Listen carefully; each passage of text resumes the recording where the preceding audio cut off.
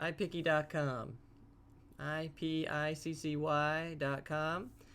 You can, right when you go to the website, you have choices: create a design, make a collage, edit a photo. Let's just create a design. Oh, I gotta turn on my flash. All right, let's create a design now. So yes, I guess you need to have flash installed. Even enable a tint. We can make a mask. There's a ton of stuff here. Let's say I like it, but I want to add some text. I don't want my text right here. It asks you right here, what do you want it to say?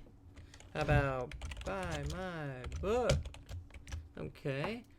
So you can see here, I can change the font. Pretty nice. Hey, look at that. I don't even need to sign in. Look, it's asking for me to sign in still. Fantastic. I like this a lot. It's iPiccy. That's an easy way to do your images. If you have any questions, let me know, and talk to you soon. Have a good day.